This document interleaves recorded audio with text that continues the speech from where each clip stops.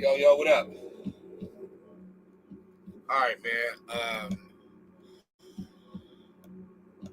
I don't know what to say about this one. This is you better yet, I do. Peace and love, everybody. Hope everybody's doing good. I know everybody's striving for better days and stuff like that. I got a head cold, so I ain't really tripping off, jumping out here right now. But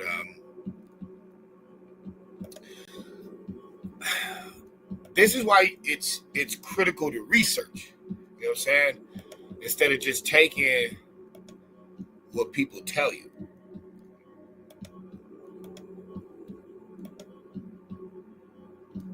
Now, I'm gonna start this off with the whole Martin Luther King Jr. Communist training school. You know what I'm saying? I'm just showing that because, like, I want you to realize that certain things was just like put there. It wasn't by accident. You know what I'm saying? It was purposely done. All right, now that you understand that, I want to get into this minstrel show, yo. This is some very interesting information I just found. Just by research, just by putting things together. Okay, first of all, this is Thomas Dartmouth Daddy Rice. That's who this is. This is the creator of the Jim Crow character. This is the performer of the Jim Crow character. Little weak punk ass white dude. You remind you of somebody? Not just one person, but do you remind you of somebody? You remind me of the white liberal. That's the energy that I get from this picture. It's like the weak, little gay, weird motherfuckers that really ain't strong at all, but know how to manipulate the mind. So anyway, that's him. So I wanted to start off like this. When was the Skull and Bones fraternity, created? When was it founded? Well, Skull and Bones Society, founded in 1832, is the oldest of Yale's secret societies. And while it's often referred to as a fraternity, it's more accurately described as a secret society, with its headquarters in a building called the Tomb. Now, think about it. They just admitted it's not a fraternity. This is a secret society. So a secret society would have way more power than a fraternity. And now we know why they speak about this one the most. All the little fraternities is bowing down to the secret societies. Okay, well, this was interwoven inside of a college in 1832. Keep that in mind. So, when did the minstrel show start? Minstrel show starts its earliest production is in 1928. The first minstrel show, the Jim Crow. Okay, that's only 2 years though. So when does it take off? It says minstrel shows featured white performers in blackface and gained significant popularity in the mid-19th century, particularly between the 1840s and the 1870s. It continued to be a popular form of entertainment through the early 20th century. And then give us some details about this. All right. Here's what's interesting to me. Yale is in Connecticut. Okay, Virginia is not that far from Connecticut. Early roots. The first minstrel shows emerged in the 1930s with the Virginia Minstrels, featuring Billy Whitlock, Frank Pelham,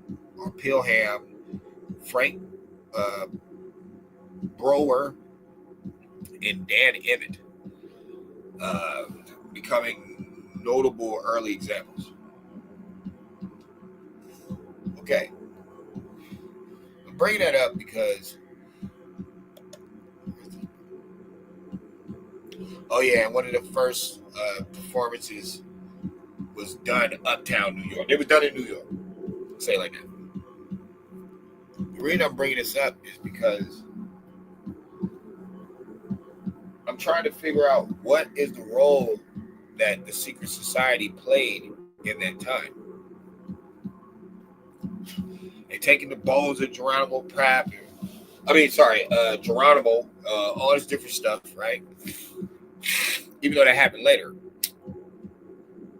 But if it's a secret society and it starts in 1832, and then the rise of the minstrel shows start in the 1830s. I'm wondering what role do Skull and Bones have in that? Seeing how they're the ones who end up getting all the bushes with the Jewish banking system and all this different stuff. They get all this hookup.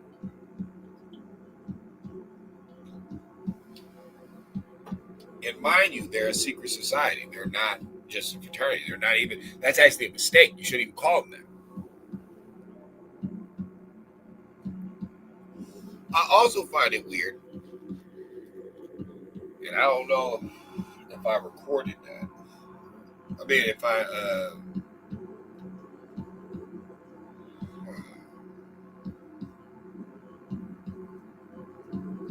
hold up. So they say that there's like 4 black people that were recruits of Skull and Bones. But it's weird though, because like one of them is a white guy. So he's really not a black guy at all. And then one of them's like an athlete. But this athlete, for some reason becomes the first black executive for the Ford Motor Company. Now, anybody who knows Ford, they know he's racist as hell.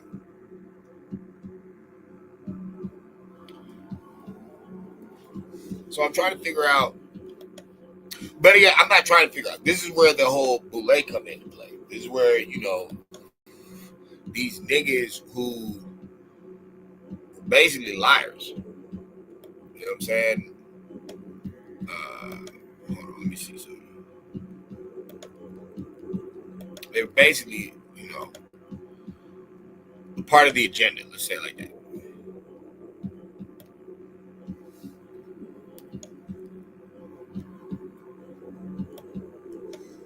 Let me see if I can find it.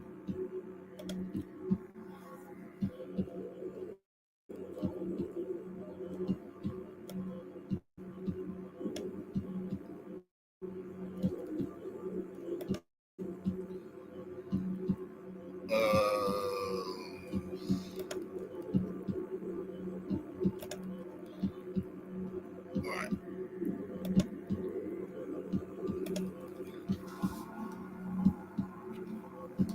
So let's run down these faces. This one is James H. Redmond. He was the first colored student, honorable student of the Skull and Bones. Raymond was an agriculture and economic major, captain of the track team, and a star on the cross country team. Skull and Bones was the first of Penn State's honorary society to initiate a colored student. So they got the agriculture game. Okay. Then you had the other one, Edward Bruchet, or Alexander Bruchet.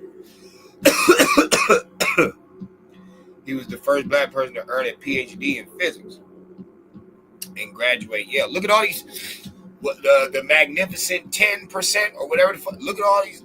Look. And they had another dude named Chauncey, Henry Sam Chauncey Jr. But when you look this person up, it's a white guy.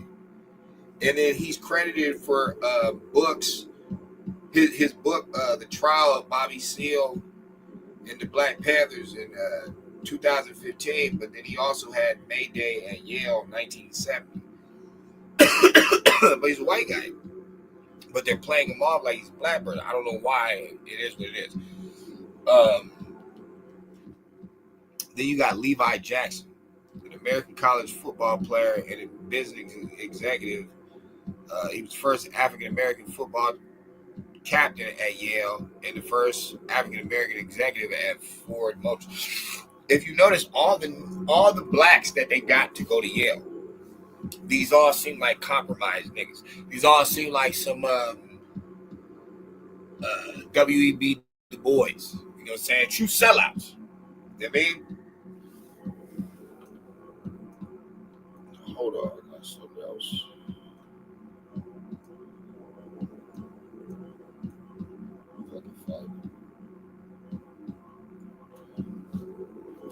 Is that the one here?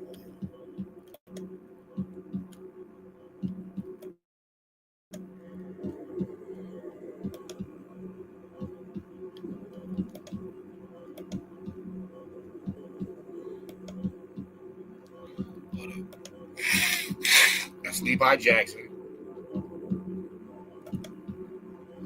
This is that Sam Chauncey Henry Jr. dude.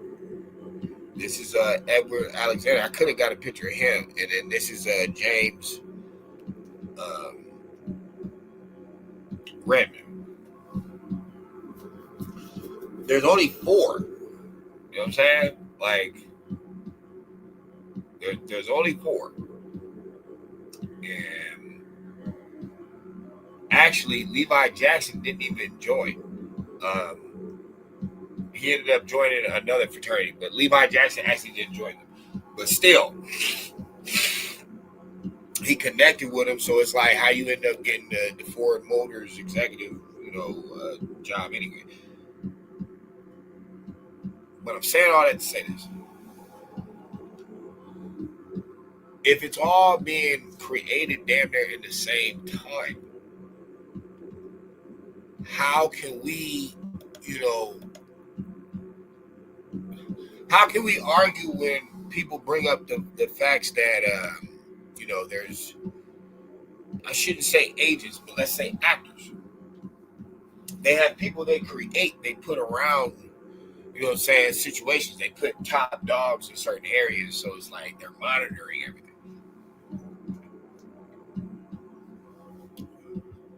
And that's cool. Makes sense. But what I'm saying to people is, I want my people to realize that, and this ain't got nothing to do with politics. This got to do with the design of the game, the way that it's played.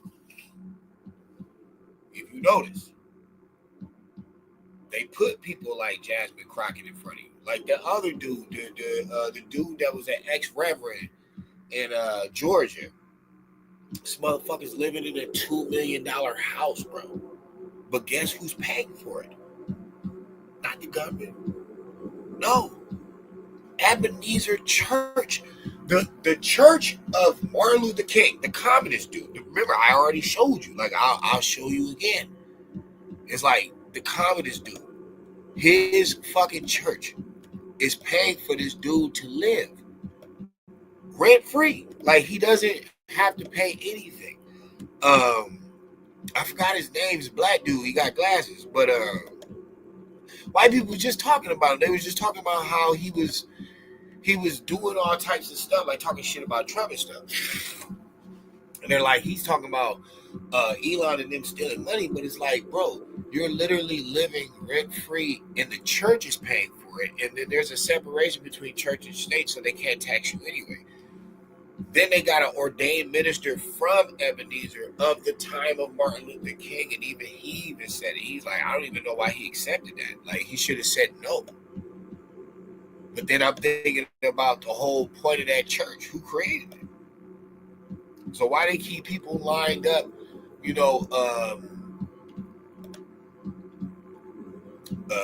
like if they're laced in your pocket or something, like if they're paid off.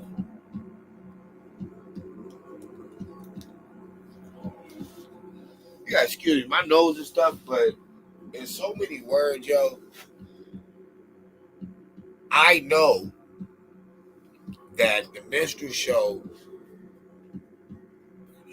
I know small hats are only called small hats if they tell you they are. If they're not dressed like that and they don't tell you that, you're gonna call them paleface. You're gonna call them Mr. Charlie. So when you find out that small hats were involved in creating the minstrel show, and then you have this guy right here, Daddy Rice, who is the first minstrel show actor. And then let's be honest, if this is a true portrait of him, his hair is kind of curly. His hair is kind of curly, not like a white man, kind of like a Jew. Nicknamed Daddy. Now I've already broke down the numeral 444 and all that shit. No. Who runs all these spells?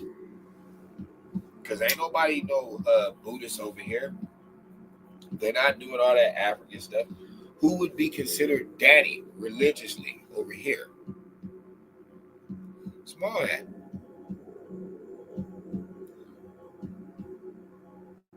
That's interesting. I just think that's interesting. But pressing forward. Was this all orchestrated? The whole image complex, you know, to make people tainted. And then to have your little henchmen up top to monitor and make sure things went smooth. Because eventually these other fraternities came. You know what I'm saying? If Yale has one of the oldest fraternities and they're telling you that it's not even a fraternity, it's mistaken as a fraternity, it's a secret society.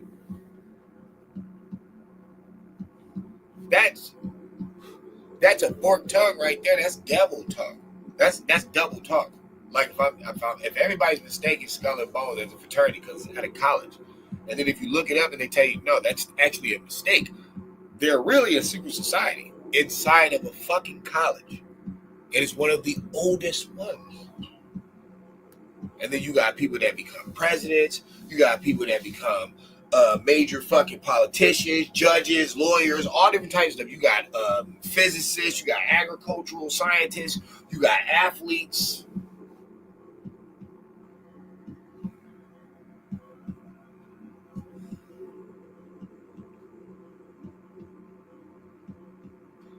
I'm not the smartest. I'm just not the dumbest. I think we need to look into this more. I think we need to look into the connection between the minstrel show days and Skull and Bones. And what part did they play? Because why did the minstrel show pop in Virginia?